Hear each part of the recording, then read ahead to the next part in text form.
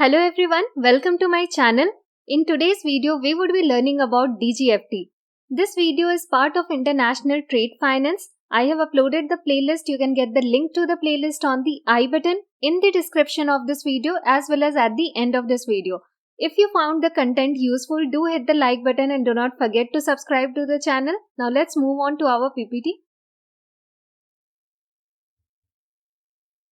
Starting with the introduction to DGFT. It stands for Directorate General of Foreign Trade. It is a government body which is headquartered in New Delhi.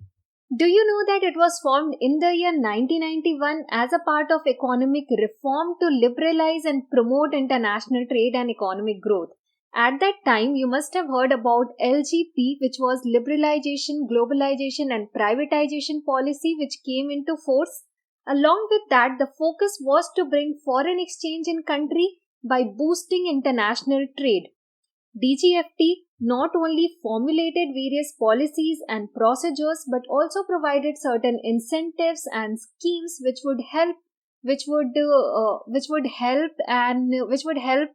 importers and exporters do the trade business and also boost their morale by giving certain discounts in the custom duties and all. We would learn all about that in the upcoming slides where we would look after the provisions and the functions performed by DGFT.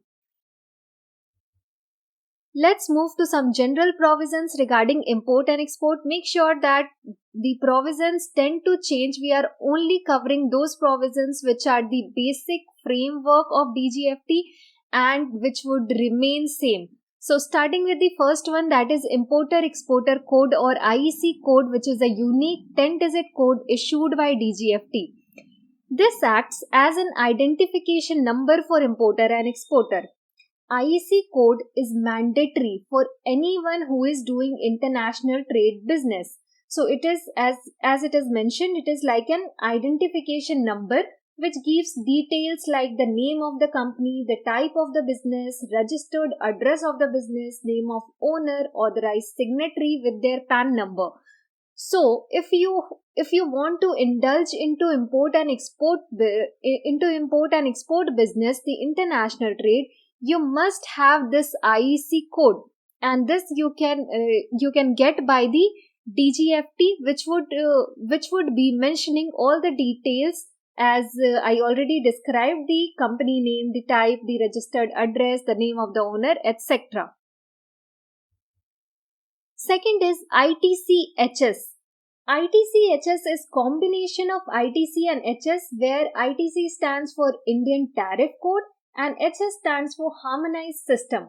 This together categorizes and defines a specific product characteristics, composition and its use. So when you are into the business of import and export, there are certain goods involved which need to be categorized, which need to be classified, so that on the basis of that classification, on the basis of that categorization, custom duties and tariffs can be levied. So ITC-HS is a code that helps the customs identify the product category, and accordingly the custom duties and tariffs are determined.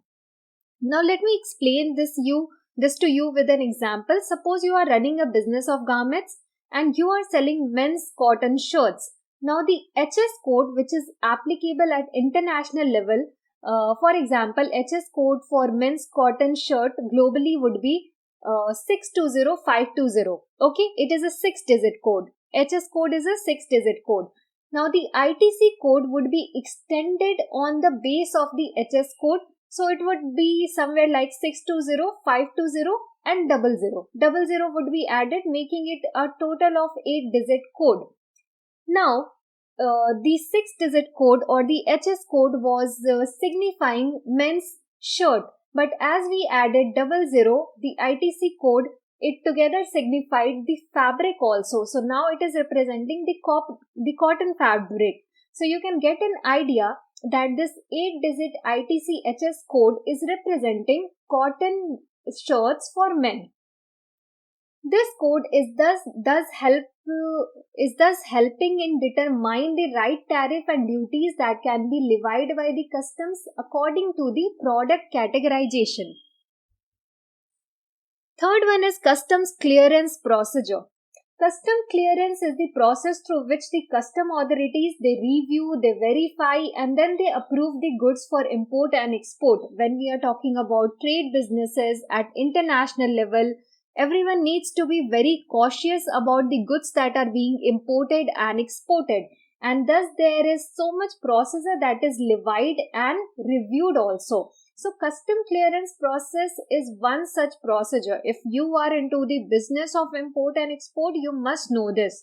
So custom clearance process starts with checking documents. So if you are sending the goods, you must have the invoice, you must have the bill of lading, you must have packing list which signifies the product, you must have certificate of origin that the product is coming from this particular country. Then after all these documents are checked by the customs, then a declaration is also submitted. Declaration needs to be submitted by the importer and the exporter regarding the goods, that what is the quantity of good, what is the value of good, what is the ITCHS code for that particular good. A declaration is made, documents are checked. After that, the assessment of duties and taxes are done, followed by physical examination of goods. So goods are also physically examined, that whether what has been mentioned in the documents, what has been mentioned in the declaration, that is according to the physical presence of the goods or not. After that, the custom duty payment is done and clearance certificate is obtained from the customs. Finally, the goods are released for import and export. So this is the whole procedure of custom clearance, and this needs to be followed by the importer and exporter indulged in international trade. Licensing and permission. DGFT is also responsible for issuing licenses and permissions required for specific categories of exports and imports. They also provide some special import licenses, advance authorization, duty-free imports, and special certificates. We will learn about these special certificates in the upcoming slide where we will see why these special certificates are provided, why certain drawback schemes are provided. In one or other way, it is to boost the international trade business, but also in a valuable way where compliance with the laws are also done. Coming to certificates that are provided by DGFT, starting with Status Holder Certificate. A Status Holder Certificate is provided to those who have excelled in their foreign trade business. Now, it is provided on the basis of turnover from the trade. Status holders, exporters, they receive preference whether in custom clearance or obtaining license, they always get the preference. They also get to participate in certain trade delegations and get exemptions from certain trade related compliances. Second one is Free Sales and Commerce Certificate. Now this certificate, this is issued and it signifies that goods are freely available for sale within a specific country. Generally, what happens when businesses wants to export in foreign country, the foreign country government, they ask for this particular Free Sales and Commerce Certificate. This certificate is to prove that the product is authentic, verified and safe to use, and also that the same product is being used freely in the country of origin also. Mostly the examples where these free sales and commerce certificates are obtained is related to pharmacy products, the cosmetics, health supplements and the food products. Third is end user certificate. To ensure that the goods are not diverted, goods are not misused and sent to unauthorized person or place, end user certificate is issued. End user certificate includes details of recipient like the product name, the address and the contact of that person who will be receiving the product. EUC or end user certificate are commonly used in export of military goods, arms and technologies because it need to be received by the person who is authorized to receive the same, because it contains risk. These particular products contain high level of risk, whether we talk about technologies, arms, weapons, everything. So it should be going to the hand of the intended user only. Now let's come to certain incentives which are provided to the exporters to boost the foreign trade.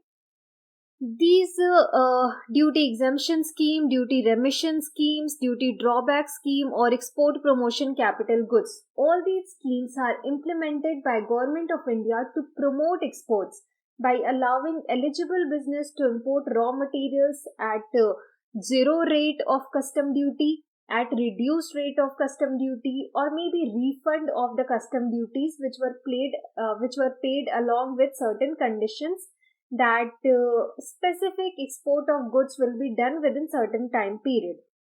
Now, why these schemes, these incentives are being provided to the exporters? It is generally done that if drawback is if rebate is given, if the cost of custom duties is reduced, if zero custom duty is charged, then the cost of production will be less. Mostly, whenever we are seeing these schemes, I think I'll explain this with an example. So, for example, you run a company that imports raw material to manufacture products and sell to another country. Now, to manufacture certain products in India, you are dependent on importing raw materials from a different country. You can apply for refund of custom duties that you paid while importing those raw materials under this scheme called duty drawback scheme. Now, when you are getting the refund, it means your cost of production is reducing, because cost of production will also involve all the costs that you are incurring in importing of the raw materials as well. So when your cost of production will be reduced, you will be able to make the products and sell to another country at a lower rate, which would be a competitive rate. So this is somehow also boosting the export, also offering a competitive rate to be sold in the international market. So these incentives are provided to the exporters, which in turn help in boosting up the foreign trade. Now let's talk about certain functions of DGFT, starting with the first one, which is export incentives. As we all saw that DGFT administers various export incentive schemes to promote exports from India. Trade promotion, it also helps in promoting Indian products and services in global market. It participates in trade promotion events, negotiate agreements, and facilitate market access for Indian business. This is just a summary of what we already saw, the provisions, the incentives that are provided, the certificates that are provided. So these are the certain functions of DGFT. It is also having the power to change the policies. So it can regularly update and amend the trade policies, looking at the market scenario, looking at the economic condition, and on the basis of international trade agreements. Dispute resolution. So we didn't talk about this dispute resolution. DGFT also plays a role in resolving trade-related disputes and grievances through various mechanisms, including the Foreign Trade Act. Trade facilitation, it supports businesses by providing guidance, assistance, and resolving all the trade-related issues. Administrative action, we saw whether we talk about providing the licenses, keeping a compliance monitor, conducting audits, taking certain actions.